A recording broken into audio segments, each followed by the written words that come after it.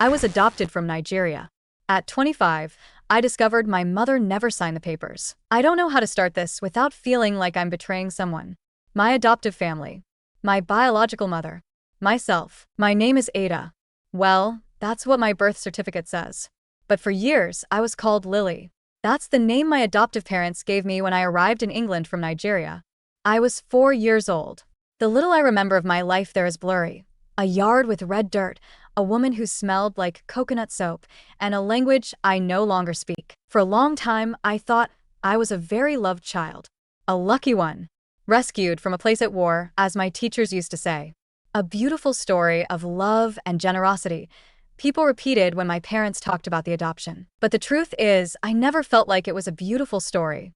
Not even when I was little. There was something in my house that always made me feel like a guest. A child with invisible suitcases. A visitor who wasn't supposed to disturb too much. My adoptive parents, Sarah and Richard, were good people. Polite, calm, charismatic. The kind who bake cakes for school events and have framed quotes in the kitchen. But they never hugged me for no reason. They never looked at me the way they looked at their friends' children. They loved me. I'm sure they did. But I always felt like a project they were trying to handle properly.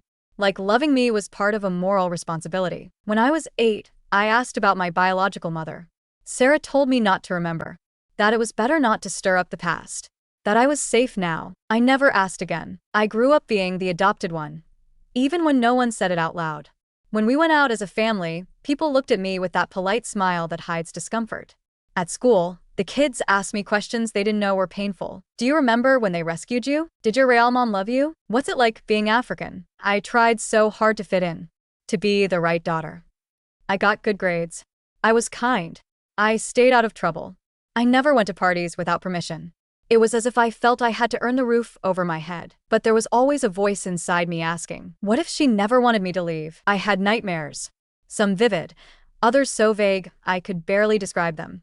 There was always a woman with her back to me, in a dark room. I screamed. She never turned around. Over time, I learned to ignore that lump in my throat. I studied social work. Maybe as a way to justify everything.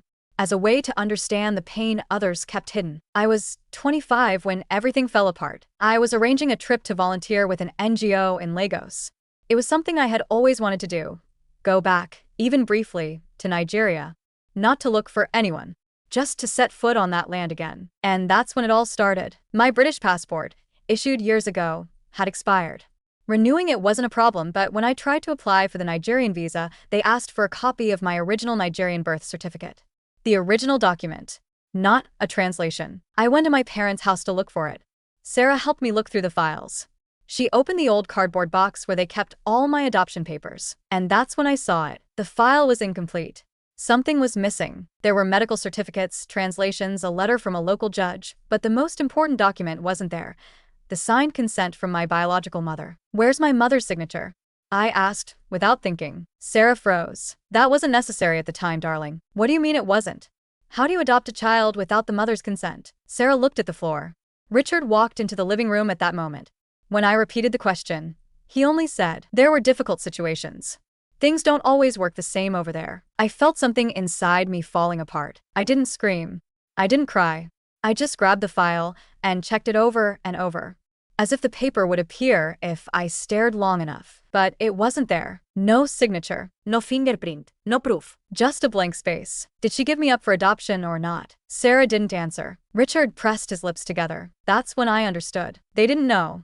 Or worse, they knew, but chose not to ask. I didn't sleep that night. I went back to my apartment with a feeling I couldn't name. A mix of anger, sadness, disorientation, and fear.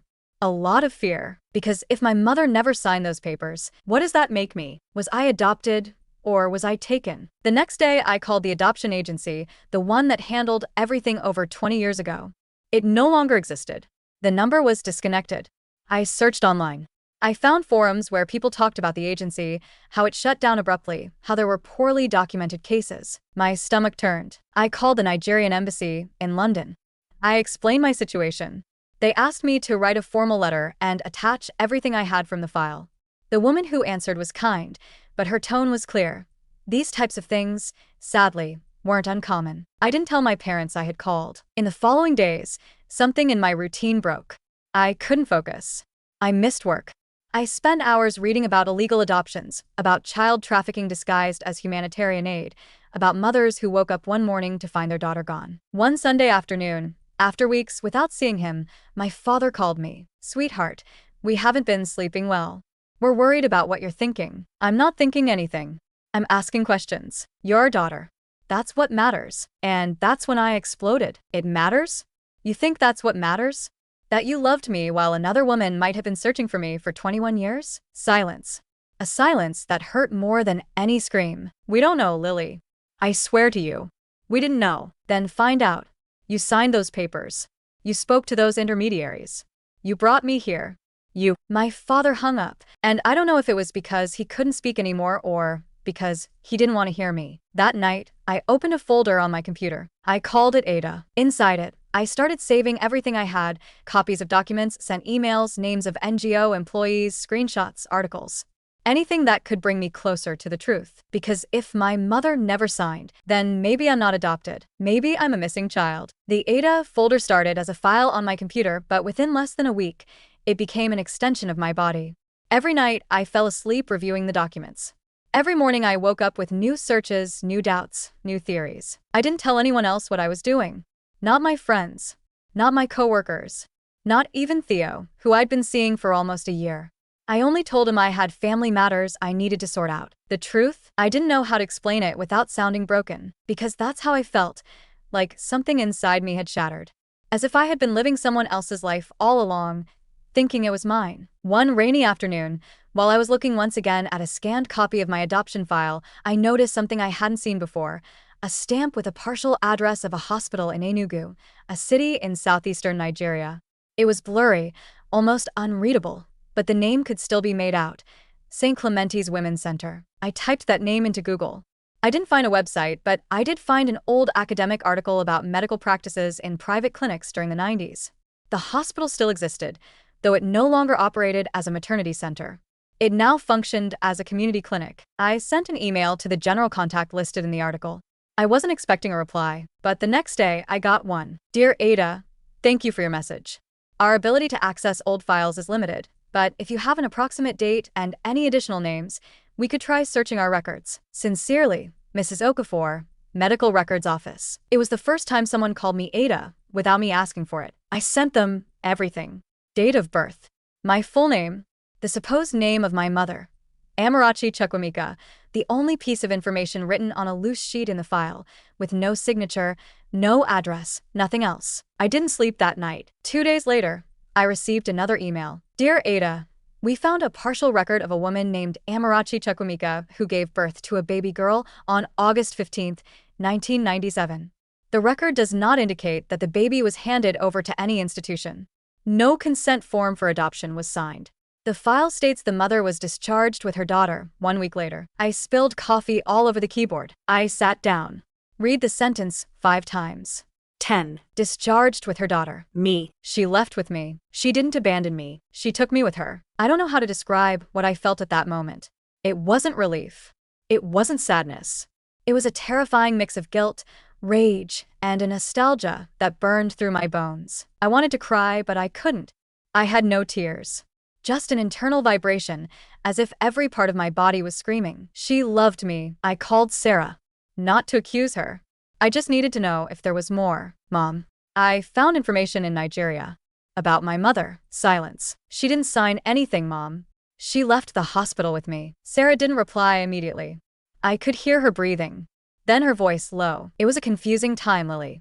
We had no way of knowing if what we were given was legitimate. So you knew it might not be? There were rumors. But there were also papers. People with stamps. Everything looked official." "Did you pay?" "Yes," she answered without hesitation. "It was a donation to the organization. Nothing illegal. Or so we believed." The word donation made my blood boil. "And it never occurred to you to check if my mother actually gave me up?" "They told us she was a young girl with no resources. That she disappeared after giving birth. That no one had seen her again." Lies. All lies. That day, I decided I could no longer be Lily. I started signing my emails as Ada. I spoke to my boss and asked for a month off. I told her I needed to travel for personal reasons. She didn't ask for details. She was always respectful. I booked a flight to Lagos. I didn't have a clear plan. Just one goal: find her. I emailed Mrs. Okafor again. I asked if they could check for any contact address, anything in the records. She replied, "The only note we have is that the patient lived in the Abakpa district in Enugu. But there's no further information." It wasn't much, but it was more than I'd had in 25 years. I called Theo.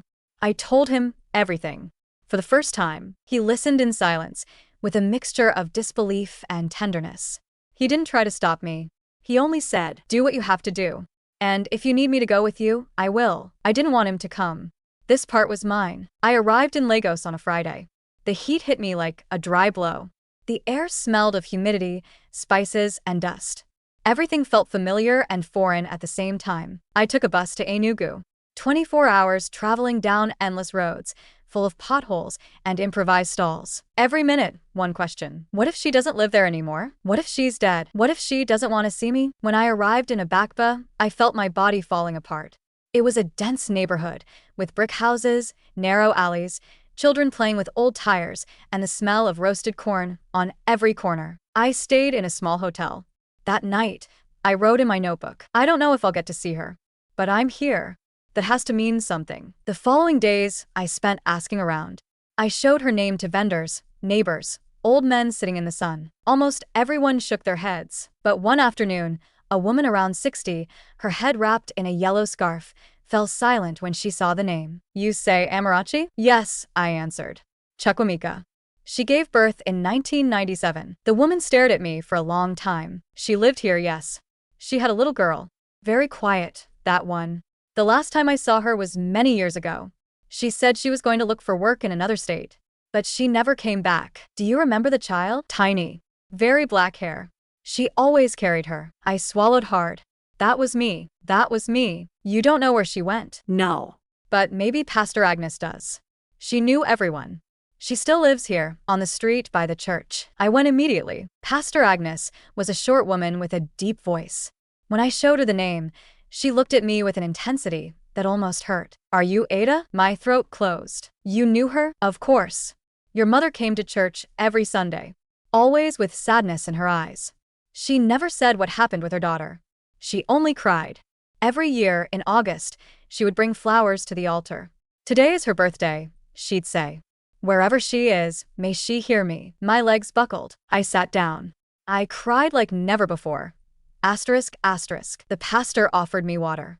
"She told me Amarachi had gone to Port Harcourt a few years ago, that she'd heard she was working as a seamstress in a textile factory." I asked for the address. She didn't have the exact one, but she gave me a number. "An old contact. Try. Maybe you'll find her." I saved the number like a treasure.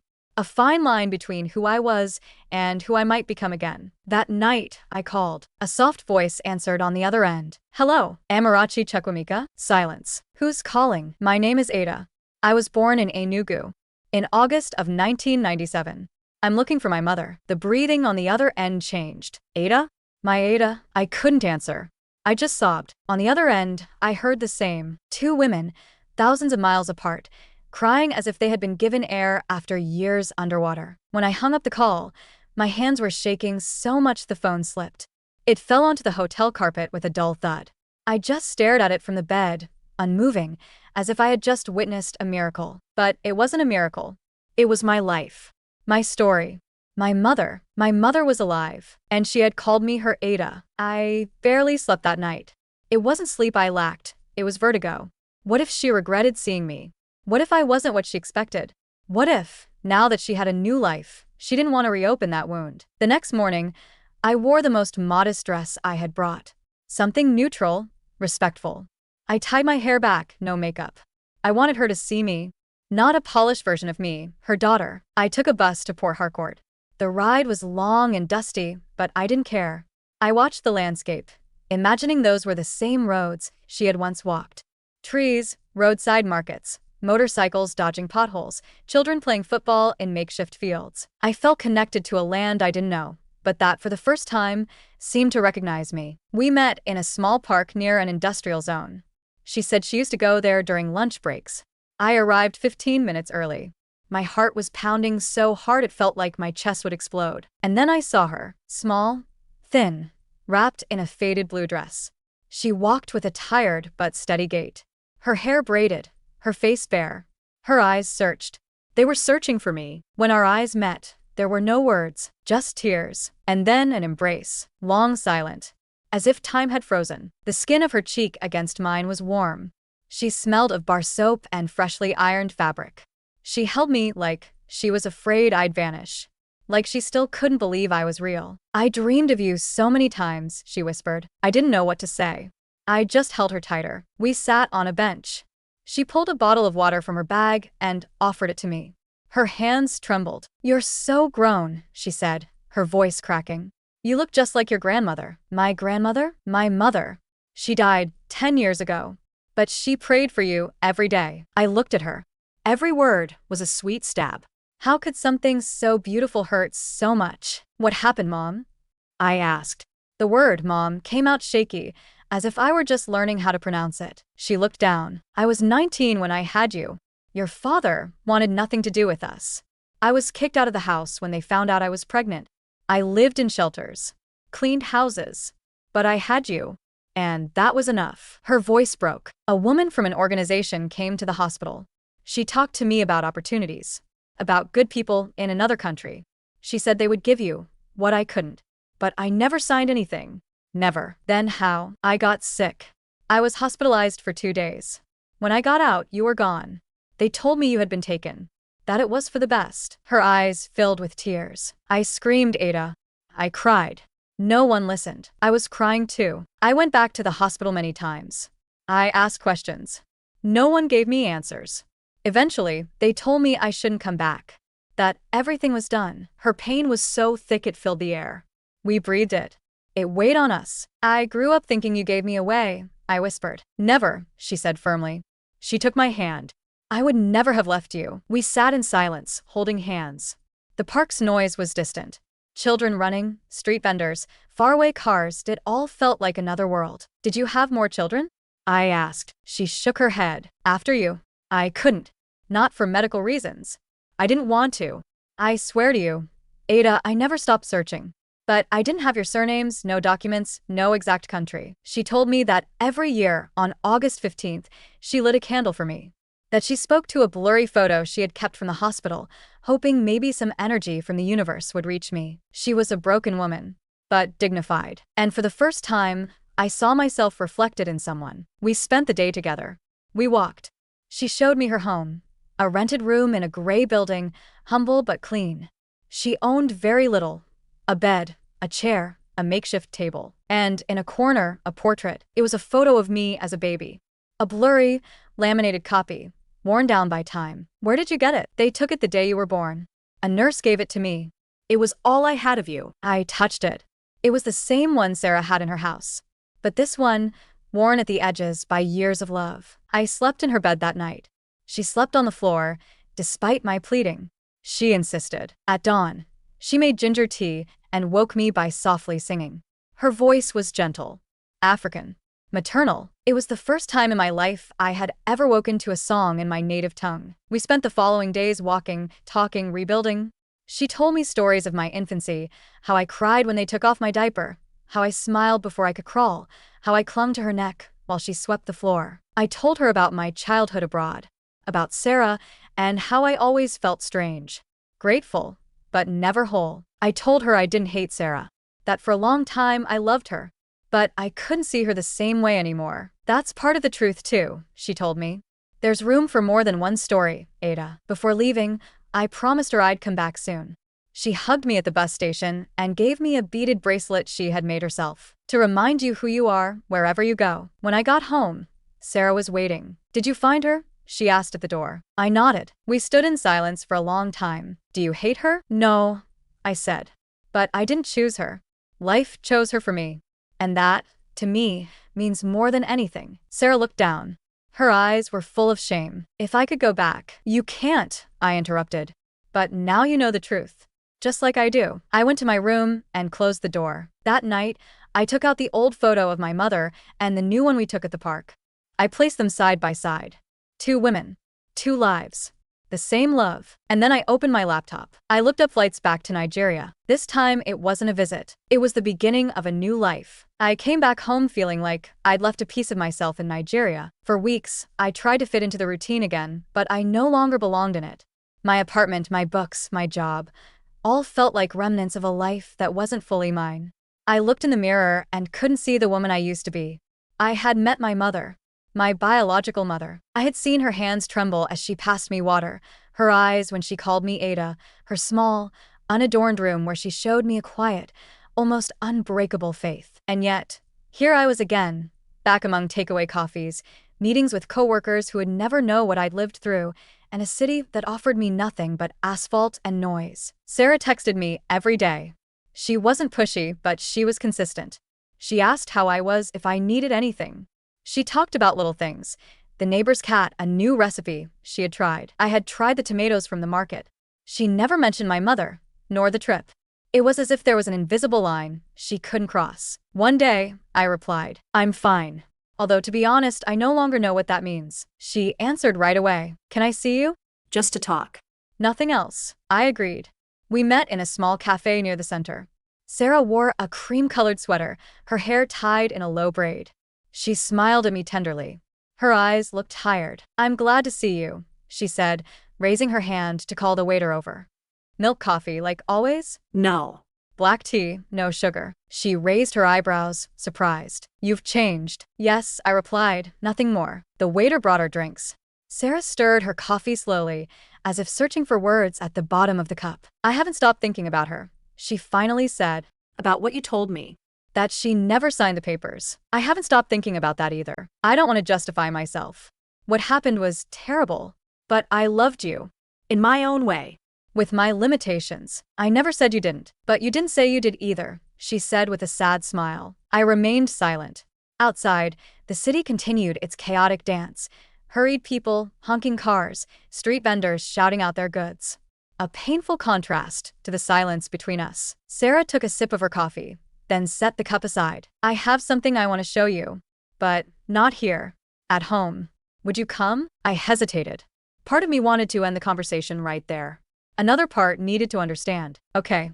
But just for a little while." We walked. Her house was the same. The green gate, the poorly kept flower pots, the smell of toasted bread as we entered. She offered me a seat, but I chose to remain standing. She took a wooden box out of the closet, placed it on the table. "It's yours," she said. I opened it. Inside were old papers, photographs, letters. A mix of childhood memories, my first drawing, school reports, a small notebook with notes. And at the bottom, a manila envelope sealed with tape. "What's this?" Sarah swallowed hard. "I found it a few months ago. They gave it to me when they brought you." I never opened it. I looked at her in disbelief. "Never?" "I was afraid," she confessed. Afraid of what it might contain. Of what it could change. I broke the tape with trembling hands. Inside were official documents, orphanage reports, medical certificates, and a smaller, yellowed sheet with handwritten words. My vision blurred with tears as I read. It was a letter from my mother. "To whoever raises my daughter. I know you think I'm sick, that I can't handle her. But I beg you, please, don't tell her I abandoned her. I didn't leave her. I didn't give her away. She was taken from me while I slept. Her name is Ada, which means firstborn. If one day she asks, tell her mother cried for her every night." My whole body tensed. The handwriting was shaky, as if written under pressure. I recognized the curves, the same ones I'd seen in an old notebook at her house. "Why didn't you give this to me before?" "I didn't know," she whispered. "And when I found out, I didn't know how to face you. Or myself." I sat down. I couldn't stand any longer. "Who gave it to you? Do you know who did?" Sarah hesitated. No. Or, "I don't remember." It was all so confusing, so many procedures. I just wanted a daughter. "But you had me." At the cost of a lie. "I didn't know," she exclaimed. I didn't know it was like that. "They told me everything was legal, that the mother couldn't take care of you, that it was for the best, but there was a letter." From the beginning, Sarah covered her face with her hands. "I've lived with the guilt since the moment I realized something wasn't right. But it was too late. You called me mom. What was I supposed to do? Tell me the truth." In time. I carefully put the letter away. The box was still open. Among the papers, I saw something else. A different sheet. Official. Some kind of notification. I took it out and read aloud. "Birth location form. Identity unconfirmed. Nationalization status pending. What is this? Sarah stood up, pale. Where did you get that? It was here. In the box. That shouldn't be there. I stared at her. What does this mean, Sarah? What does nationalization status pending mean? She went silent, then lowered her head. They never gave it to me. The final certificate. The last step of the process. It never came. It got lost, or so they told me. I never asked. I was afraid that if I stirred the matter, they'd take you away from me. I felt the ground open beneath my feet. Are you saying that legally? I don't know. You might not have a nationality. The air became unbreathable. I stood up, so suddenly the chair fell. That's not possible. You can check, she whispered. But if you go to immigration and there's an error, they could ask you to leave the country. And what am I supposed to do? Stay in limbo. Sarah approached, but I stepped back. Don't touch me. I ran out of the house, letter in hand. I walked aimlessly for hours. My life, already a web of broken identities, now had a new knot. I wasn't from there nor from here. What if I wasn't a citizen of any country? What if everything I had built could be ripped away in an instant? That night, I spoke with my biological mother over video call. I showed her the letter. She cried when she saw it. I wrote it at the hospital. I gave it to the nurse. She swore she'd include it with your papers. She did. But no one ever read it. Now you have. And that's enough. I looked at her. And I knew it wasn't enough. There was a fight ahead. And this time, it wasn't just mine.